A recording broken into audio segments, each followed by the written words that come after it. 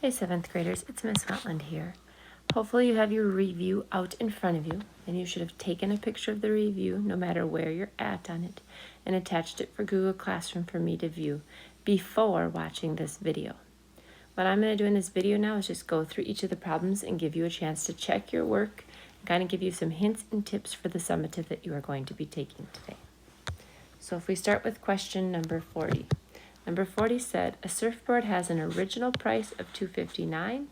It's on sale for 55% off the original price. Find the sale price of the surfboard.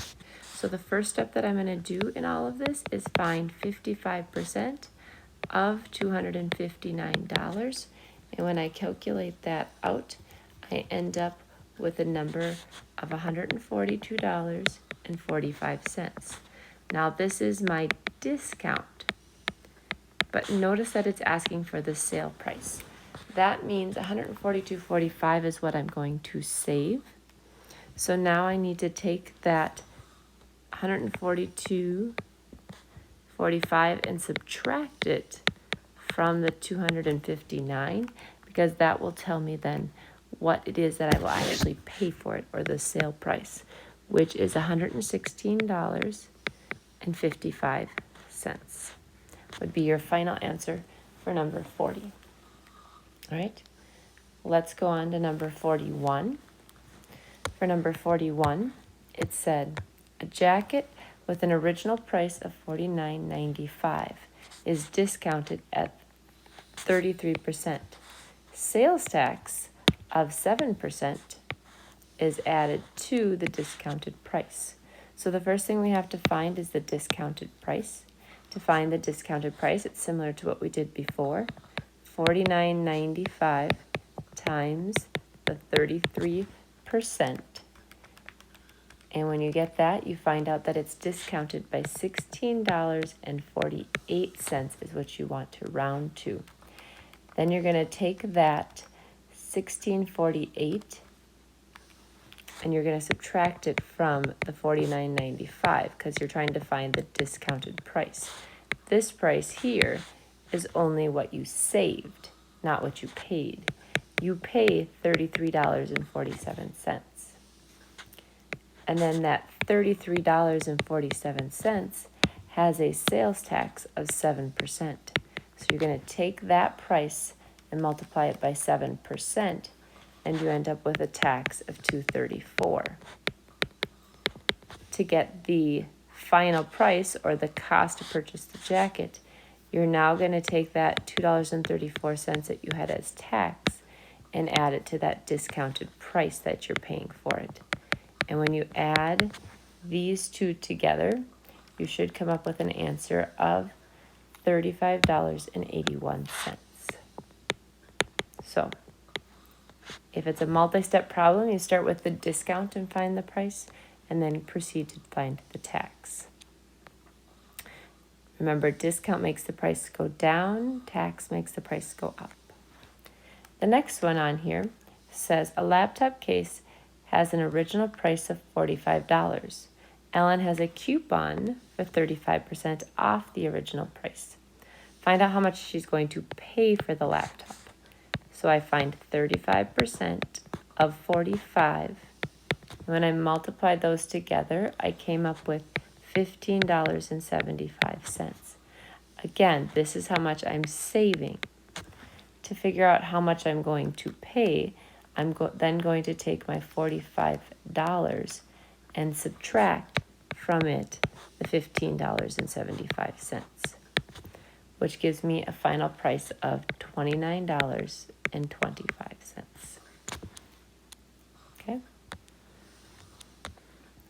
43.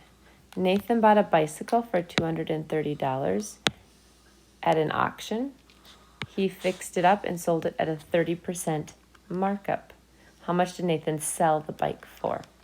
So the first thing we want to do is figure out how much he is marking it up. Well, he's marking it up 30% of 230, which would be $69. Now, that's not what he's going to sell it for, but rather he's going to take the $230 that he got it for at an auction and add up on the markup to have a final price of $299 is what he would then sell it for. Okay. Markup, remember, makes the price go up. So you're going to add, just like tip, tax, one. Number 44 is another two-step problem. It says, Nan bought an $85 dress on sale for 25% off. She paid 5% in sales tax on the sale. What was her total bill? My hint to you on the test when solving these problems is to read the questions carefully and see what they are asking for.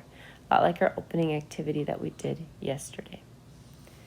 So I'm going to start by finding 25% times 85. And again, if you mix those two numbers up, it's still fine. Either way, you're going to get a discount of $21.25. So you're going to have to take the $85 and subtract $21.25 to find the discounted price, which is $63.75. It is on that $63.75 that you're going to get a 5% tax. So you need to then times that amount by 5% to find out that your tax is going to be $3.19 because it was 3.1875. So you had to round that 8 up. You're then going to take that $3.19 and add it to the sale price, which is $63.75, to get a final price on your dress of $66.94. Okay. Remember for these percent problems that you show your steps and show your work, that you round to the nearest hundredth and so forth.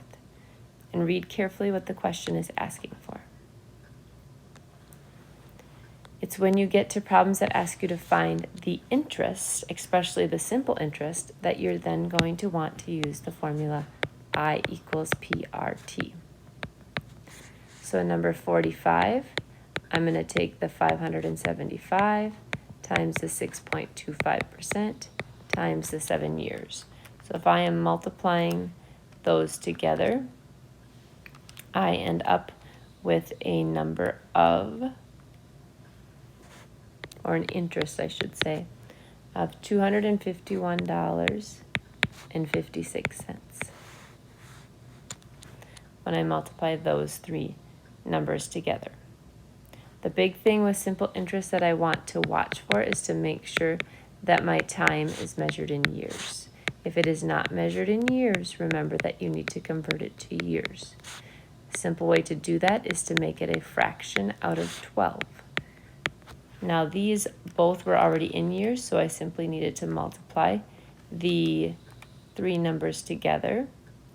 And in the answer for this one, I found out that there was an interest of $6,375. None of these are asking you for the total amount in the account, so you're simply just finding the interest only. The last two problems that you had to do were compound interest, and so we're going to walk through these compound interests. Remember, with compound interest, it starts relatively the same. The only thing that is different when you first multiply it is that instead of using the 3 for the number of years, you're going to use 1 because you're doing it 1 year at a time. So in the first year here, I got an interest of $220. And then in order to find how much I have in my account, I take the $220 and I add it to the $2,750 that I already put in my account. And when I do that, I end up with a final balance after year 1 of $2,970. Now, when I go to the next year, my principal is no longer the original amount, but I'm going to use the amount that I had from the previous year. So $2,970, the 8% still remains, and so does the 1. So when I multiply this by 8%, I find out that In year 2, I'm going to make $237.60 in interest. So for year 2, I take the $237.60 in interest and I add it to the $2,970. So I'm basically adding the principal and the interest together.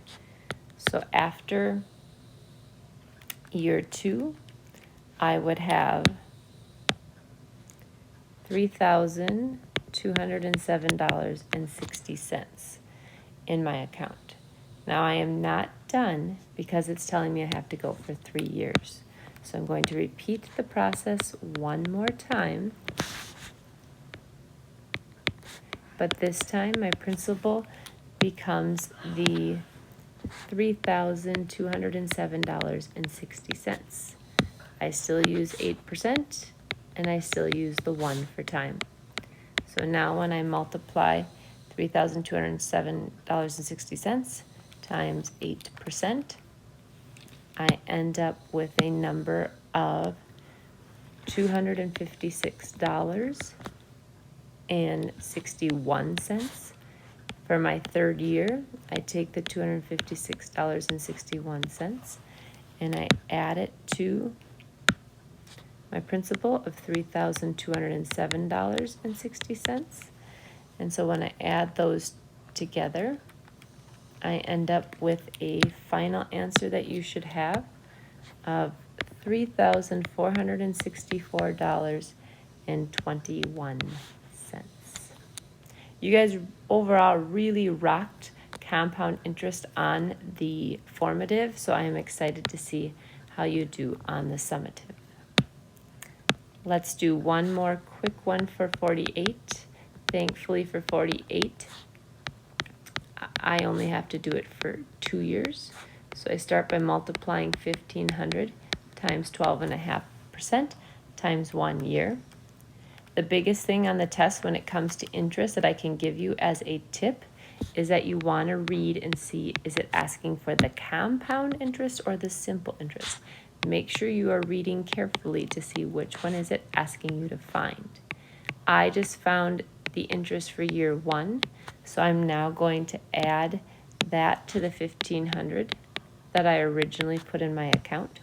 So after year 1, I'm going to have a total of $1,687.50, which I'm going to compound for a 2nd year.